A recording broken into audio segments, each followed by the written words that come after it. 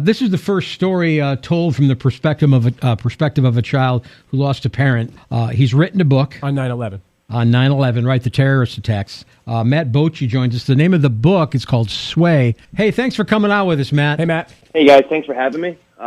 Appreciate you having me on this morning. You got it. First, let's talk about the book. What is the basis? Well, I lost my father when I was 9 years old. John Bocchi was my father.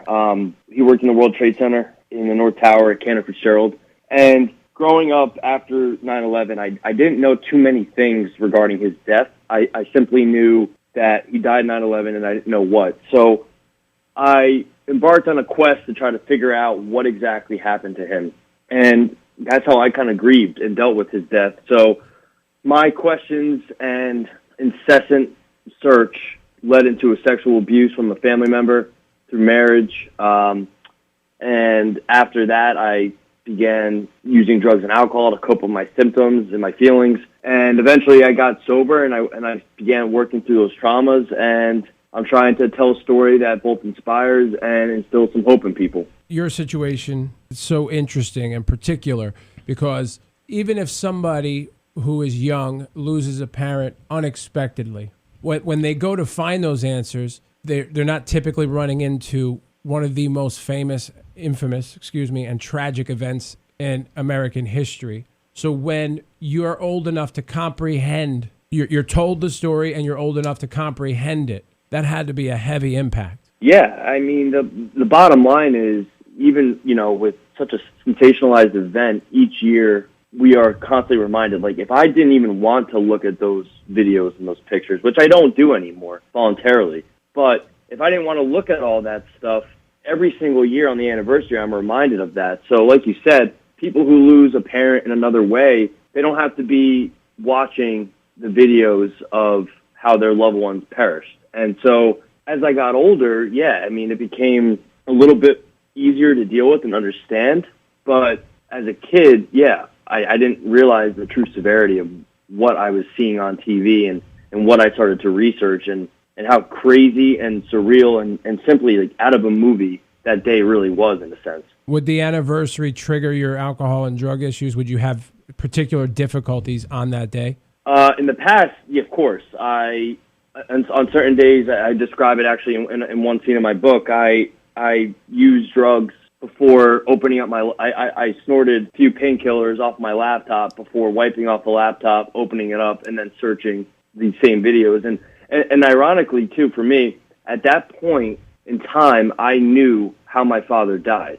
I knew the truth to his death. And so I viewed these videos almost as a way to empathize with him and be in the moment with him, in a sense. And it sounds so crazy, but that's the way I look at it now. It's that I was looking for maybe one last chance to bond with him.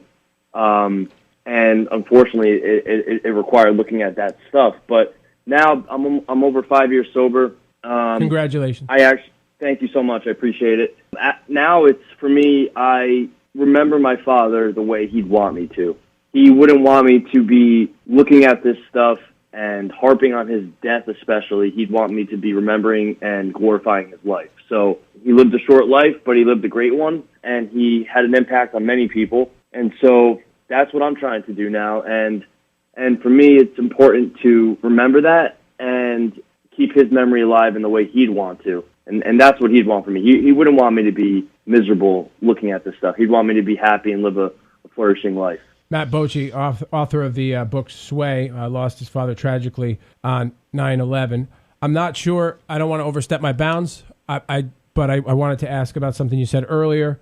Are you saying that you went to a family member for guidance, help, or answers about your father, and they sexually abused you? Yeah, so I knew a couple things regarding my dad's death, or leading up to his death. I knew that he made a couple phone calls that day. I found out about a third phone call in years to come, that he was on the phone with one of his coworkers or colleagues that I'm actually friends with to this day. And so he was on the phone with him, the line went out, and that's when the plane hit the building. And then after that, he called my mom, told her what was going on. My mom actually was in disbelief and thought he was joking because he had been talking about quitting in weeks prior. So He liked to pull pranks on people, so that she thought he was joking when he was telling her what was going on. But he calls her again, says goodbye. He then he talks to his brother. His brother calls him, finally gets through. And that's all I knew. And so being that he was on the 105th floor and looking at these videos, I started seeing so many people jumping. And oh, God. I didn't know what happened to my dad. I didn't know if he jumped. So I started looking and zooming in on these photos, not just people jumping, but people hanging out of the windows on those upper floors. And the majority of people who jumped came from those upper floors at Canner and the windows on the World Restaurant. So I figured if I can narrow it down somehow and figure out, maybe where his office was, that maybe I could see him in one of these pictures.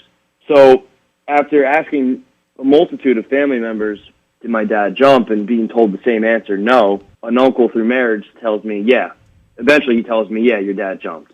First, it didn't start off like that, but he said, yeah, your father jumped, and then and the sexual abuse began.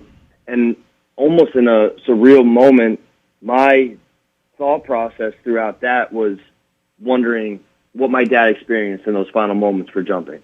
And I didn't focus on the fact that I was being sexually abused. But that is exactly what happened. Extremely sorry that happened to you. How did you dig yourself out of the despair, self-medicating? How do you dig yourself out of that? Well, I had to be ready. I really had to be ready, and I had to want to change my life, because I had been in and out of treatment centers, in and out of detox facilities in the last 2 years leading up to when I actually got sober. And then I faced legal problems, and even with that, it didn't force me or scare me enough to say, you know what, maybe I should change my life a bit. I was not willing, able, or ready. I was able, but I didn't care that I was able. So I found myself at a crossroad situation where I basically said to myself, look, you can either continue going down this road, or you can try this. Try it one time, and if it doesn't work, then you know what you have waiting for you. And so I actually had a spiritual experience. I had a sign from my father that pretty much validated that notion, like, you know what, give it a shot. And so I had called the detox facility, and I said, listen, I need a bed today.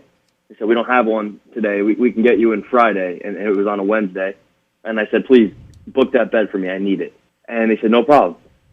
And so then I wrote my mother a long text message, and I said, I basically admitted to every single thing I had been holding back. And I said, listen, I'm going to detox on Friday, and I'm going to try to change my life, and we'll see what happens. And so I went to that detox facility. Then I went to inpatient 30-day rehab. And then I went to a sober house for extended living. And I have been sober since, but I had to want to get there. I had to want to do it, With the state of the world now, it's a great time for this book and the message. The book is called Sway, available September 8th, wherever you buy books. Matt, best of luck with the book, and we thank you a ton for coming on the show. Really, thanks for spending some time with us. Yeah, thanks, guys. Thank you guys for having me. All right, Matt.